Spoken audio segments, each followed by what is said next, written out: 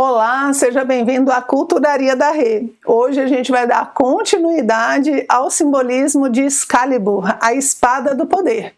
A gente já deu uma olhadinha nas espadas em geral, já dei umas dicas de por que Excalibur é tão importante no vídeo anterior. Agora a gente vai entrar na saga, na história, nos passos que a Excalibur tem dentro do mito arturiano. Vem comigo que eu vou te contar. Faça esse vídeo chegar a mais pessoas no YouTube. Deixe seu joinha, se inscreva no canal e ative o sininho. Toda semana tem vídeo novo por aqui. Agora, vamos para o nosso conteúdo.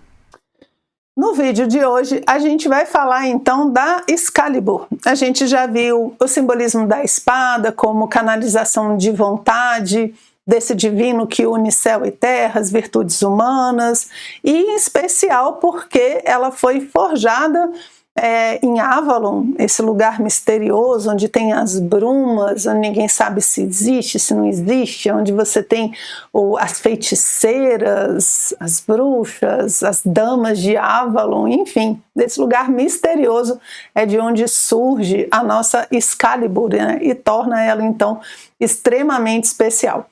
E a história da Excalibur, dos inícios que a gente tem justamente falando da Excalibur, é quando ela é entregue pela Dama do Lago.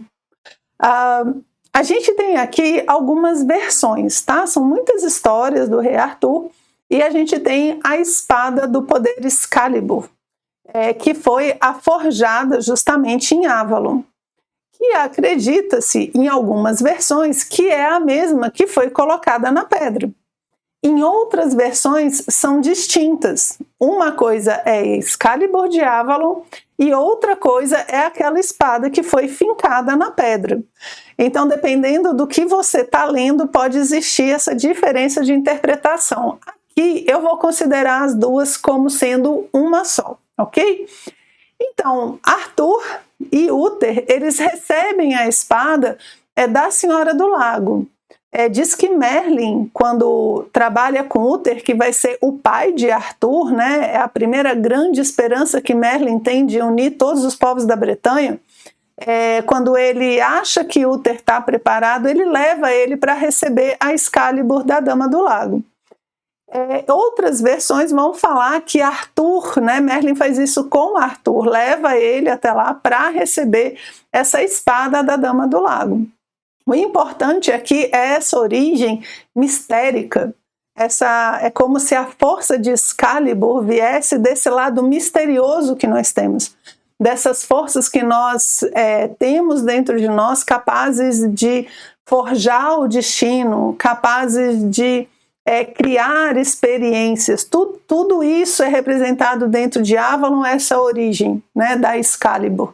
Então, de onde surge a vontade humana? Desse lugar que é o nosso centro, é a nossa parte mais espiritual, é a nossa parte mais misteriosa, que está por detrás das brumas, É de lá que vem, então, a Excalibur.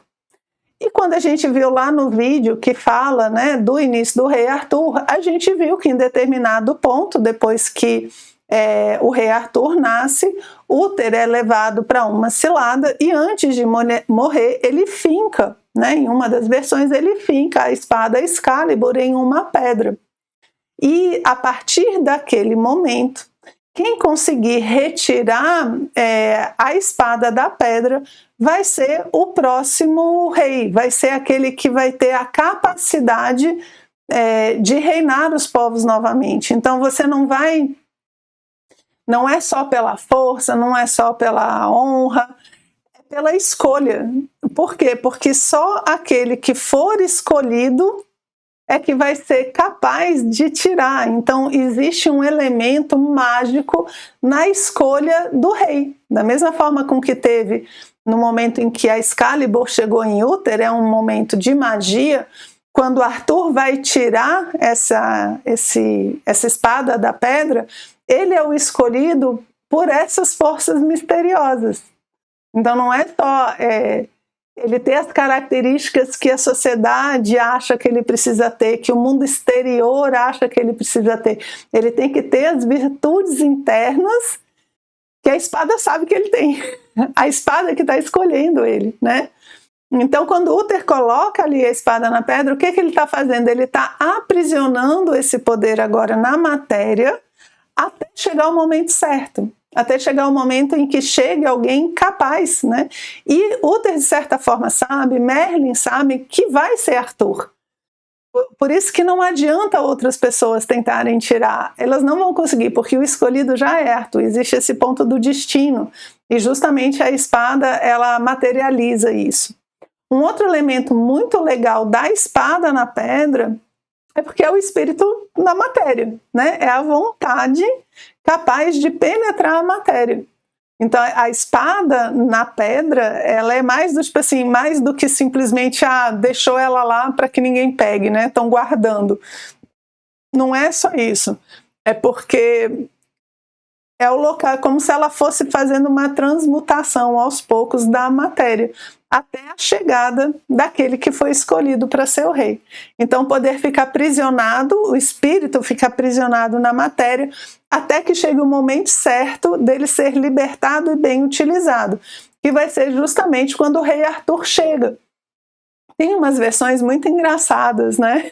Tem várias versões. Em algumas versões a pedra está dentro de uma igreja, é o altar de uma igreja. E em outras ela está escondido no meio do bosque, né? Na floresta, que a gente já viu. E toda vez, eu gosto dessa versão dos bosques e das florestas, porque assim, eu acho que ninguém está vendo. Né? Tem uma versão que ele vai pegar a espada para dar para o irmão, e ele acha que ninguém está vendo. Quando ele tira a espada da pedra, gente, mas sempre tem alguém vendo, nunca faça uma coisa achando que não tem ninguém olhando, porque sempre tem alguém vendo, não tem jeito. Enfim, independente da versão, vai chegar uma hora que o rei Arthur vai tirar a espada da pedra. E ele consegue fazer isso por quê? Porque ele é puro. Em muitos momentos, ele é praticamente uma criança quando ele consegue fazer isso. Ele é uma criança que tira a espada e depois é levado por Merlin para ser treinado. Né? Tipo o Skywalker lá no Guerra nas Estrelas, né? Ele é levado para um local específico onde ele vai ser treinado pelo Merlin. E ele é puro, por isso ele consegue tirar, ele não tem interesses ali na espada para ele, né? E por que ele consegue tirar a espada? Porque o poder da espada é o poder dele também. As outras pessoas que não têm esse poder dentro de si não conseguem sensibilizar, sabe? Não conseguem tirar. Não, é como se a espada se recusasse. Então, para que você consiga ter uma Excalibur, você tem que ter dentro de você o mesmo poder que existe na espada, que são justamente os poderes das virtudes, né? Dessa vontade espiritual. E ele retira a espada sem esforço. Isso aqui é interessante. Por quê? Porque a vida, quando flui, ela flui sem esforço. Né? Você, quando está naquele ritmo certo, quando a gente está caminhando bem, está conseguindo direcionar, né, as nossas potencialidades, a vida flui sem esforço, do mesmo jeito que Arthur conseguiu tirar, né, a espada da pedra. Então esse é o outro momento aí de Excalibur extremamente importante. Por quê? Porque vai ser ela que vai definir a legitimidade do rei. E é o que dá um monte de problema, inclusive, né? Porque muita gente fala, não aceito você só porque você tirou uma espada, menino pequeno, tá? Enfim, dá essa confusão lá do mito. Aí depois vai ter uma outra parte, onde a espada é bem simbólica também, que é depois do casamento de Arthur com Guinevere. Né? Você já deve estar pensando, aquela mulher, né, que traiu o rei Arthur, pois é ela mesma. O que vai acontecer? Arthur casa com Guinevere, só que com o passar do tempo, Guinevere se apaixona por Lancelot. E isso é uma representação dos três mundos humanos, nous, psique e soma. Quando Guinevere trai o rei Arthur, o que acontece? Ela já não é mais rainha, é como se Arthur não tivesse mais esse par, não tivesse mais esse complemento. Por quê? Porque Guinevere não consegue ver a nobreza do rei e se deixa levar pelos desejos, né, por Lancelot. E aí eu trouxe essa imagem que muita gente adora. Eu conheço gente que acha essa imagem linda, mas, gente, essa imagem ela é horrorosa. Não pela pintura, mas pelo símbolo. É justamente a traição de Guinevere e Lancelot, quando os dois ficam juntos. E por que a gente fala isso? Porque você está vendo que no chão está caída a espada do poder? Excalibur está caída ali entre eles, ou seja, no momento em que Lancelot e Guinevere se deixam levar pelos prazeres, que significam os instintos, a matéria, né, toda essa parte pesadona, e não conseguem direcionar esse poder para o rei, né, não conseguem mais fazer essa conexão, essa espada, ela se perde. Né? Tem um filme que eu gosto muito, muito, a melhor versão que eu acho do mito Rei Arthur, chamado Excalibur, justamente, que mostra muito bem essa cena, né? Que é Arthur colocando a sua espada ali. Então é como se naquele momento da traição, Arthur abrisse mão da espada do poder, ele não tem mais como trazer esse poder ao mundo, porque agora ele foi justamente traído. E o reino começa a decair, uma decadência, doenças, a terra já não é mais fértil. Por quê? Porque o rei não tem mais a sua espada. A sua espada foi largada no momento em que ele foi traído pela rainha e pelo seu melhor cavaleiro. E aí a gente entra em toda a saga de recuperação do Graal e de Excalibur, para que no final da história de Arthur, essa espada seja devolvida para Avalon, seja devolvida para a Dama do Lago. Na história, em uma das versões, quando Arthur está morrendo, né, ele tem um último duelo, e aí ele é ferido mortalmente, ele pede para que o seu cavaleiro devolva a espada para a Dama do Lago. Ele fala, encontre um lago, né, de águas tranquilas e jogue a espada. Aí ele fala, tu tá doido, Arthur? Como assim? Vou jogar na água ali, no nada. Ele fala, joga e você vai ver o que vai acontecer. E o bichinho fica relutante, ele diz que jogou e não jogou. Quando ele volta, né, ele diz que ele mente para o rei Arthur ali no seu leito de morte, né? Ele fala assim, eu joguei a espada no lago como você pediu, Arthur. Ele fala, e o que aconteceu? Ela fala, nada, ela caiu na água. Ela fala, pare de mentir para mim, volte e jogue a espada no lago. Quando ele realmente joga a espada no lago, levanta a mão da rainha, né, da Dama do Lago, para recolher o poder de Excalibur e levar ele de volta para Avalon. No fim desse ciclo arturiano, então, é justamente quando a espada retorna para o seu local.